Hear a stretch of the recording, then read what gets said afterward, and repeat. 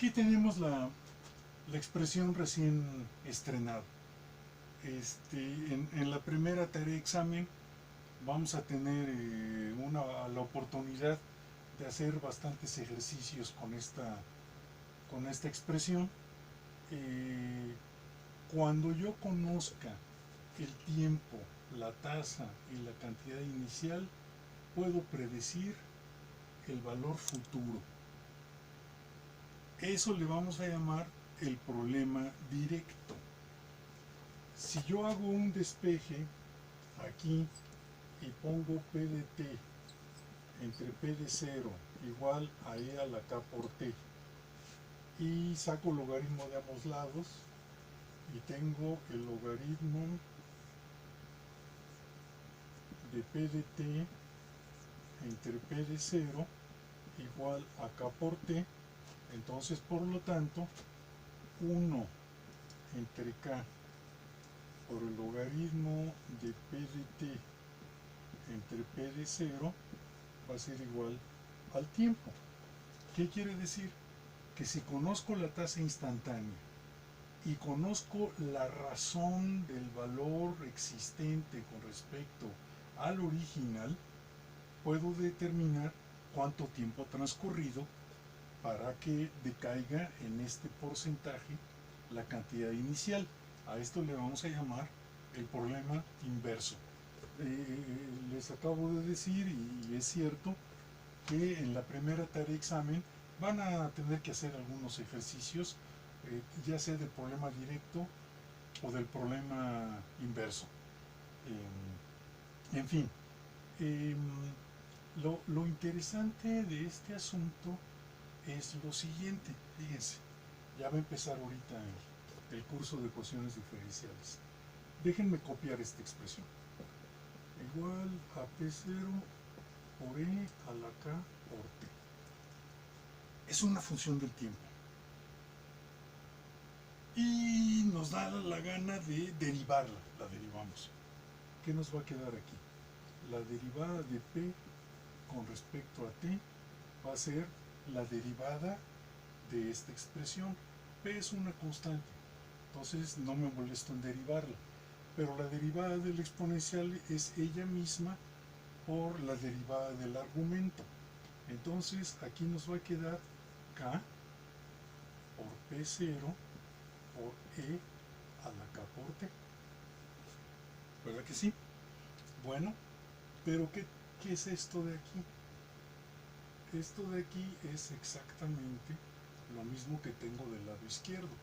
Lo escribo y me va a quedar dp en dt va a ser igual a K por P. Y esta es la primera ecuación diferencial del curso.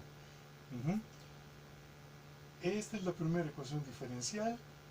Es una ecuación, por lo tanto, es una igualdad donde hay elementos conocidos y elementos desconocidos.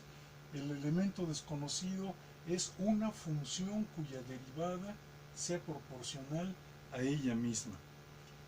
Y es un ejemplo bonito y sencillo porque ya conocemos la solución. De hecho, a través de la solución fue como hemos construido esta ecuación diferencial.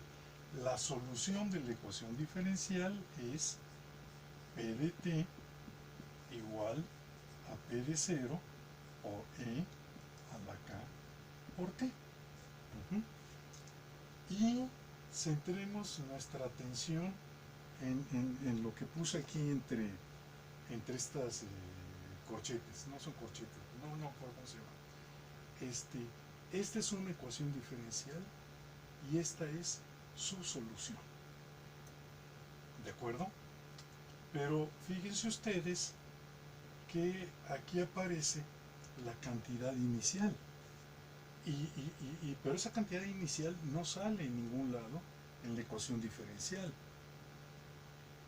Eso sale en el momento de integrar, como vamos a ver dentro de algún momento. Entonces quiere decir que esta es la solución, pero no es una solución, son muchas soluciones. son una infinidad de soluciones, tantas como condiciones iniciales existan. Entonces vamos a decir que esta es una ecuación diferencial y que esta es su solución general. ¿De acuerdo? Sí, perdónenme que me agarre la tos.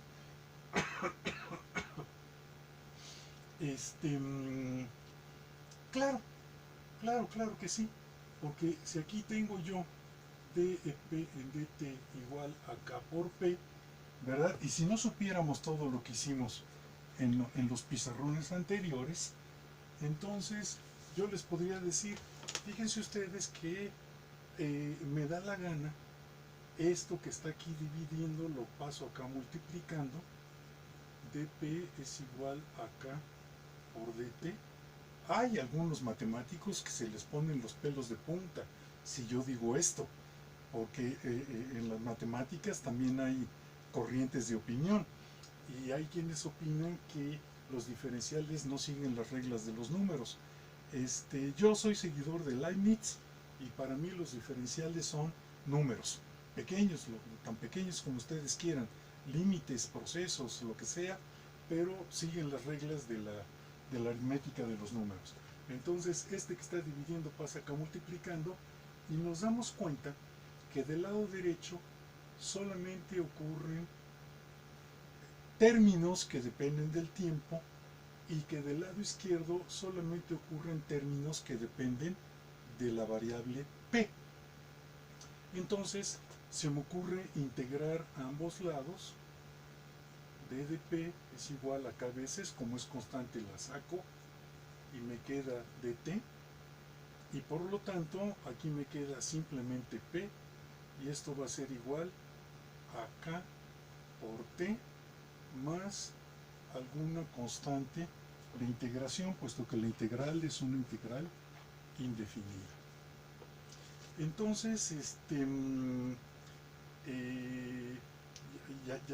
ya la tengo, ¿verdad? Ya tengo que p de t igual a k por t más esta constante es la solución de la ecuación diferencial. A lo largo de todo el curso vamos a ver que solamente existe una manera de verificar que algo es una solución de una ecuación diferencial y es sustituirla. Sustituir la propuesta en la ecuación diferencial. Entonces esto no lo traemos, lo pongo aquí, lo derivo, lo pongo acá, lo multiplico por k, les dejo a ustedes 3 minutos para que se imaginen las operaciones que hay que hacer. K por t más una constante lo pongo aquí. A la hora que derivo desaparece la constante. Esto lo pongo acá, ¿verdad? Y vamos a ver qué valor de la constante hace que esto sea cierto. Y es muy sencillo, porque esta constante de integración, no me gusta tener un parámetro sobrando. Esto lo evalúo en 0 y me da que esto vale la constante. Entonces ya tengo la última versión de mi solución, ¿verdad? Que va a ser p de t por esto más la cantidad inicial. ¿Estamos? Y vale la pena decir que si yo conozco la cantidad inicial, entonces ya no voy a tener una infinidad de soluciones. Ya voy a tener la solución, pero donde aquí aparezca un número 5, 23, 45, lo que ustedes quieran. Entonces, cuando este valor ya esté determinado, vamos a decir que tenemos una solución particular. Vayan de una vez familiarizándose con los términos porque los vamos a utilizar muy a menudo. Si no conozco la condición inicial, por lo tanto este es un parámetro abierto, tengo la solución general. Si aquí pongo yo el valor que ustedes quieran, tengo que de la solución general, evaluando este parámetro numéricamente, extraigo una solución particular. Bueno, vamos a tratar de ver lo ganado y lo perdido hasta este momento.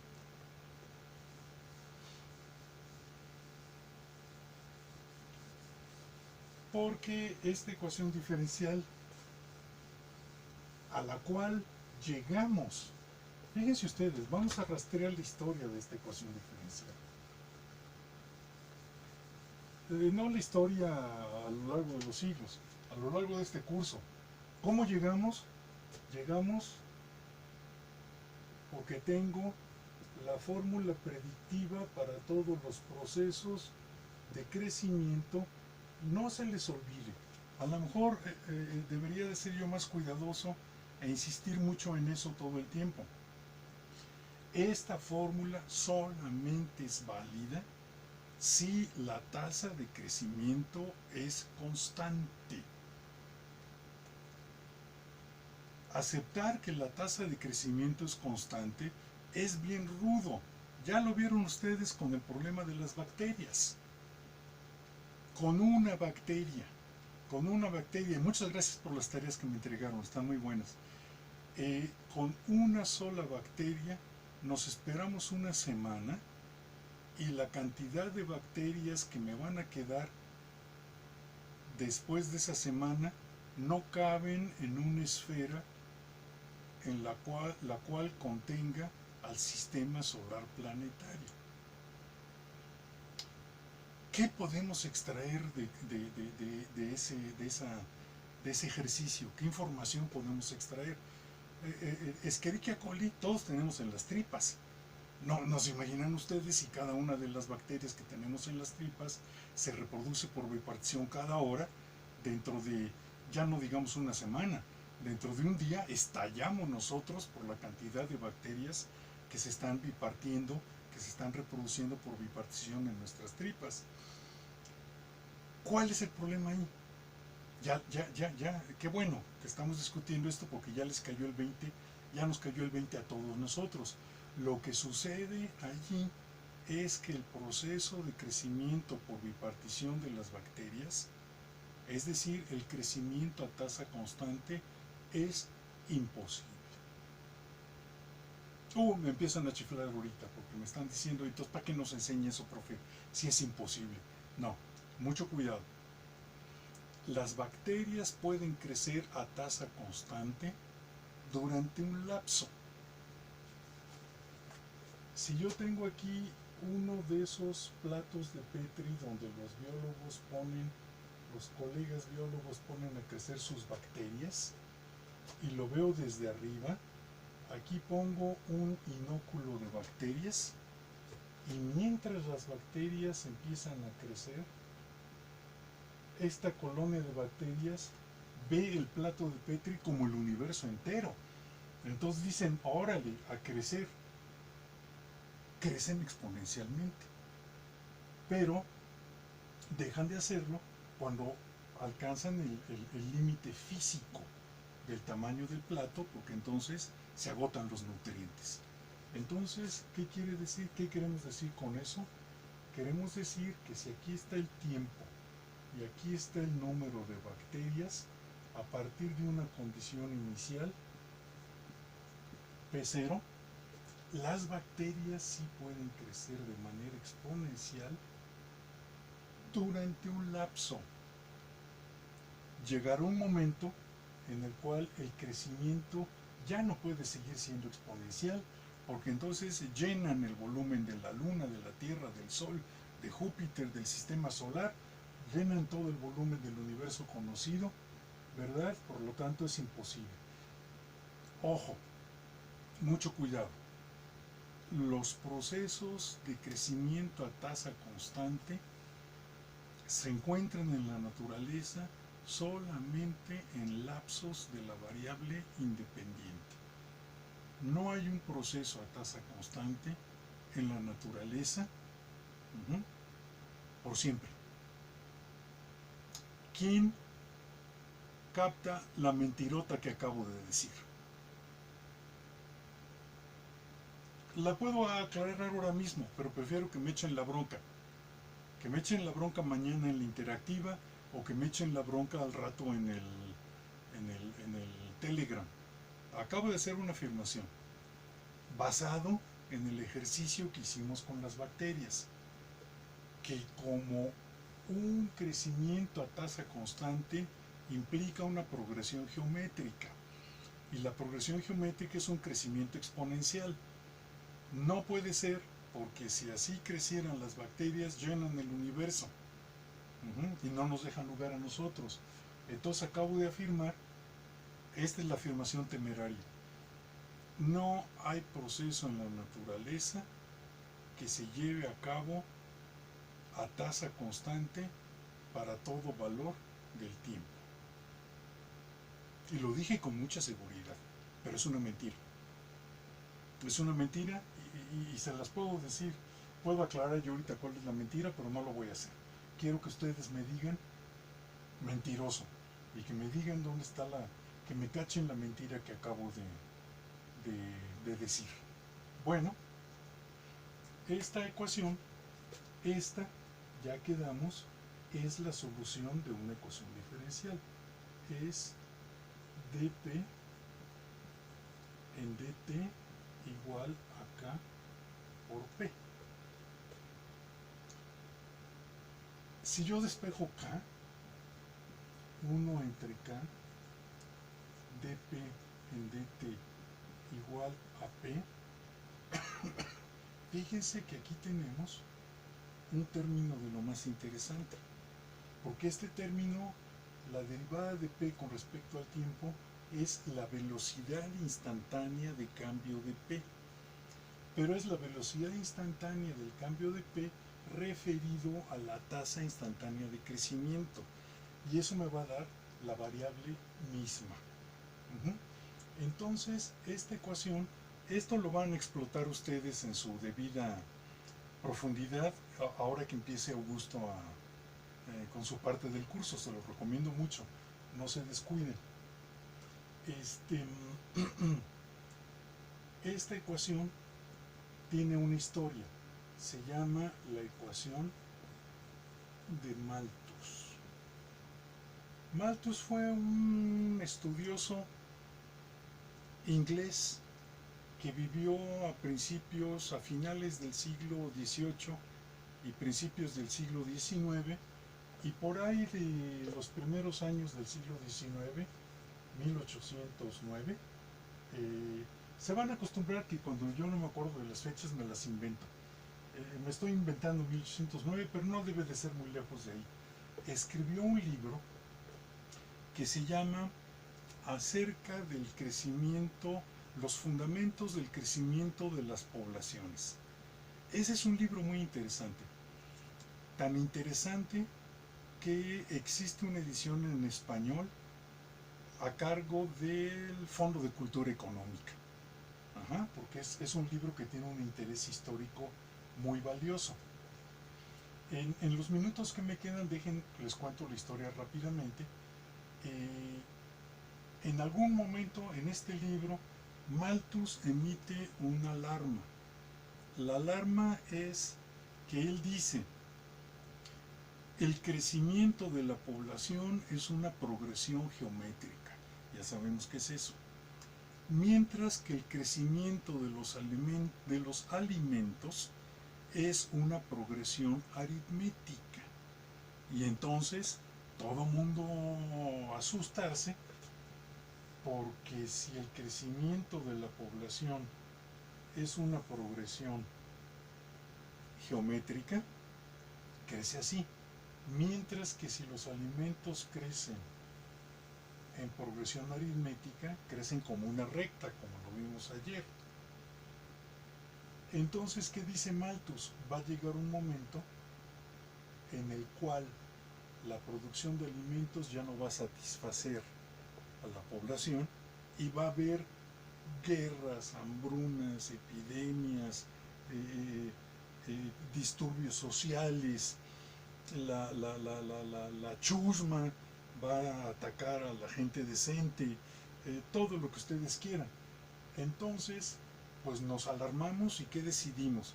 Decidimos tratar de incrementar la producción de alimentos. Pero incrementar la producción de alimentos es únicamente aumentar la pendiente de la recta. Entonces lo único que estaríamos haciendo sería retrasar ese momento trágico. ¿Cuál es otra solución? Sería disminuir la tasa de reproducción de la población, es decir, una exponencial con una constante más chica crece así. Pero también, ¿qué es lo que sucede? Que lo que estamos haciendo es únicamente retrasar la catástrofe. Piensen en lo que les acabo de decir. Piensen por favor en lo que les acabo de decir, y de momento yo le voy a parar aquí. De aquí se agarra Augusto, se los recomiendo mucho. Augusto es un excelente profesor para ver el tema que se abre a partir de la ecuación de Malthus. Oiga, váyanse por favor a la Wikipedia, no solamente a buscar la biografía de Malthus, busquen en el internet una filosofía que hay detrás de estos resultados matemáticos.